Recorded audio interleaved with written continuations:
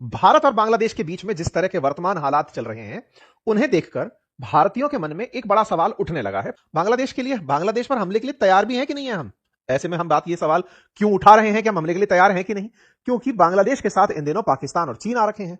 तो क्या हम वाकई में चाहते हुए भी बांग्लादेश पर हमला कर नहीं पा रहे हैं क्या? तो बड़े सवाल हैं। क्या भारत को बांग्लादेश पर हमला कर देना चाहिए? आज उन पाकिस्तानियों को फिर से बोलने का मौका मिल गया है। मौका इस बात पर कि भाई कम से कम उस बांग्लादेश को, पूर्वी पाकिस्तान से बांग्लादेश बनाने वाला जो भारत था, आज वो बांग्लादेश फिर से हमारी तरफ लौट रहा है। जो लोग कभी पाकिस्तान प्रेमी हुआ करते थे उस पूर्वी पाकिस्तान में, उनका समय आया है। क्यों? क्योंकि उन्हें लगता है कि पाकिस्तान उस समय सही था, अच्छा था, पुराना पाकिस्तान। तो चलो उसके साथ हाथ मिलाते हैं। ये कुछ ऐसे रक्त बीज हैं जो उस समय बचे रह गए थे, तो इन्हें पुराने पाकिस्तान की याद आ रही है।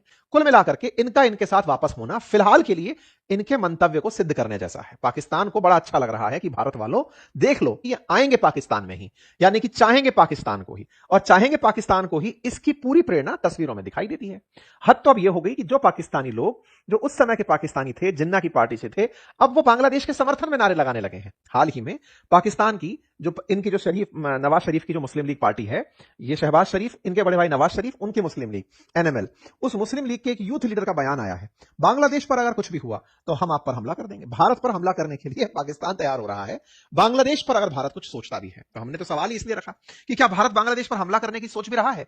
क्यों? क्योंकि पाकिस्तान सोच रहा है कि अगर आप किए तो हम आप पर हमला कर देंगे। तो भाई साहब, हमारी क्या तैयारियां हैं? पाकिस्तानी तो तैयार हो गए। पाकिस्तानी तो इस लेवल तक तैयार हो गए कि वो इनके साथ में डिफेंस पैक्ट करने जा रहे हैं। और डिफेंस पैक्ट अब तक तो हम लोग आपको बता ही रहे थे, अब तो हर मीडिया के अंदर चल रहा है। बांग्लादेश को पाकिस्तान ऑफर कर रहा है वही सऊदी अरब वाली दोस्ती, कि सुनो, जिस तरह से सऊदी के साथ हमने दोस्ती कर ली है कि कल को सऊदी पर हमला हुआ तो हम साथ जाएंगे, और हम पर हमला हुआ तो सऊदी हमारे साथ आएगा, और तुम्हारे साथ भी वही डिफेंस पैक्ट कर लेते हैं।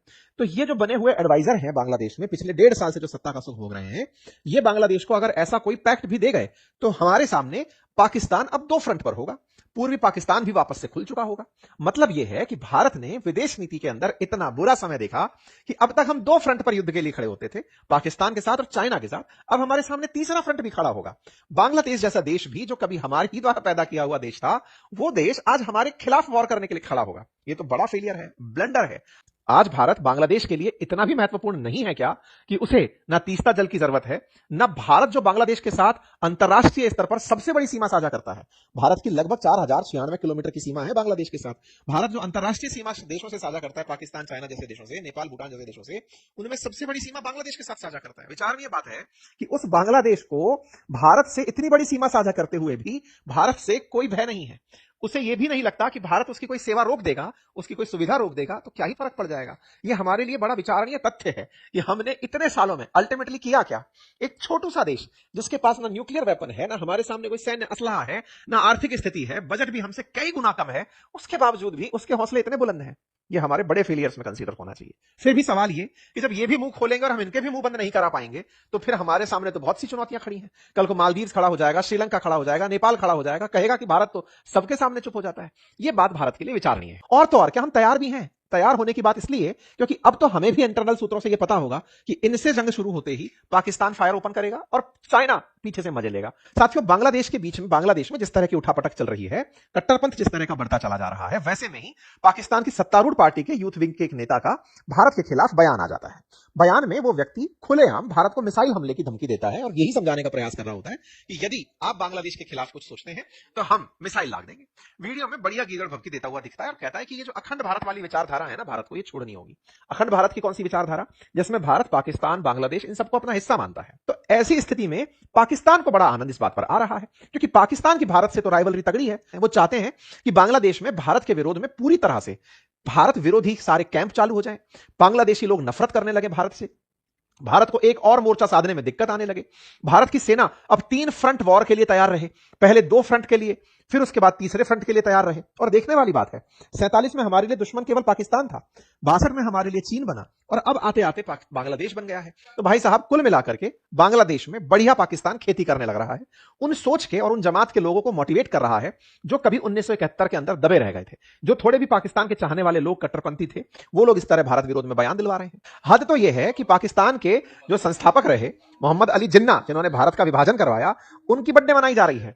बांग्लादेश में इस बात की खुशी मनाई जा रही है कि हमारे तो अब्बा असल में वो थे, और वास्तविकता भी थे। पूर्वी पाकिस्तान को पाकिस्तान नाम दिलवाने वाले तो वही रहे होंगे। मतलब ये लोग अब पूरी तरह से उस बैक टू पवेलियन मोड में जा चुके हैं, और इसको हमारे देश के अंदर भी बहुत से लोग अब चर्चा का विषय बना रहे हैं। एक ऐसे ही foreign affair expert Sushant Sareen का भी वीडियो बाहर आ रहा है, जिसमें वो कह रहे हैं कि Bangladesh back to Pakistan route पर चल रहा है, कि चलो भाई हम तो पुराने ही अच्छे थे। कुल मिलाकर भारत के लिए एक सोचने का विषय यह है कि बांग्लादेश भारत के लिए चुनौती ज्यादा है, भारत के लिए एक फैला हुआ रायता है, भारत को खुद की विदेश नीति पर सोचने का मौका है, या फिर वाकई में हमें इसे पाकिस्तान और चाइना जैसा ट्रीटमेंट देना है। ये इस समय वाकई में हमारे देश के बड़े लोगों को, नीति निर्धारकों को सोचना पड़ रहा होगा, क्योंकि ये तो सत्य है कि भारत पाकिस्तान के साथ युद्ध कर चुका, चाइना के साथ युद्ध कर चुका, अब ये जो थर्ड फ्रंट है इसका युद्ध होना बाकी है। पाकिस्तान को चाइना की सरपरस्ती में रहना पसंद आया, यही कारण है कि पाकिस्तान चाइना के अधीन रहते हुए भारत के अंदर इन्फिल्ट्रेशन करना और बांग्लादेश के अंदर अपनी नीतियों को फैलाना, ये दोनों काम कर रहा है। पाकिस्तानी लोग इस बात की खुशी मनाते हैं कि देखो, चाइना ने भारत को सब तरफ से, बंदरगाहों के माध्यम से, ग्वादार पोर्ट के माध्यम से, जिबूती के अंदर, तंजानिया में, श्रीलंका में, सब तरफ से भारत को स्ट्रिंग ऑफ पर्ल बनाकर घेर लिया है। पाकिस्तानियों को बड़ी खुशी होती है कि अगर भारत को बांग्लादेश से भी चुनौती मिल जाती है तो इनकी सेना तो चाइना और पाकिस्तान से लड़ने के लिए तैयार है। बांग्लादेश के साथ तो इनकी बहुत अच्छी मित्रता थी। अगर हम युद्ध की स्थिति में जाते हैं तो भारत को एट ए टाइम पाकिस्तान को भी काउंटर करना होगा, तो बांग्लादेश को भी काउंटर करना होगा। यह स्थिति 1971 से पहले वाली स्थिति फिर से बनने की स्थिति आ रही है, और ऐसे में हमारे देश में हथियारों की खपत बढ़ेगी। अगर भारत बांग्लादेश को चुप नहीं करा पा रहा है तो कोई एक्शन क्यों नहीं ले लेता है? बोले डर इस बात का है कि अगर हम इस पर एक्शन लेने निकले तो यहां पर बैठी सरकार तो अमेरिका के द्वारा बिठाई हुई सरकार है, और अमेरिका द्वारा बिठाई सरकार के खिलाफ भारत कोई एक्शन लेता है तो पहले ही हमने चाइना को, पाकिस्तान को दुश्मन बनाकर बिठाया है, ये नया दुश्मन हो जाएगा और हम उधर से अमेरिका की भी दुश्मनी ले लेंगे। तो भारत के लिए तो इस समय सोच में ही बड़ा मंथन चल रहा है कि हम इसका इलाज करें तो करें क्या। हमारे ठंडे रह जाने पर अगर ये पाकिस्तान के इतने करीब चला जाता है कि कल को यदि ये भारत के खिलाफ अपनी जमीन का इस्तेमाल भी होने दे और हमें साल भर बाद रियलाइज हो कि हमें बांग्लादेश पर हमला करना पड़ेगा, इसके अंदर बने हुए जो आतंकी अड्डे हैं उनको टारगेट करना पड़ेगा, और हम बैठकर हाथ पे हाथ धरे बैठे रहे कि अरे पहले ही कर लिया होता तो सही रहता। रही बात चाइना की, चाइना के केस में अगर बात की जाए तो चाइना क्या भारत से युद्ध करने की तैयारी रखता है अगर हम बांग्लादेश के साथ झगड़ा करते हैं? पिछले ही महीने की खबर आप देख लें, बांग्लादेश चाइना से J-10 का जो फाइटर जेट है वो लेने की तैयारी कर रहा है। और तो और चाइना बांग्लादेश के अंदर मोनिरहाट करके जो जगह है वहां पर बकायदा एयरबेस बना रहा है, जो चिकन नेक के बिल्कुल नजदीक है। तो कुल मिलाकर के चाइना पाकिस्तान बांग्लादेश के अंदर अपने हितों की पूर्ति करेंगे। अल्टीमेटली खुशी केवल पाकिस्तान की होगी, बांग्लादेश के साथ युद्ध में चाइना नहीं उतर कर आएगा।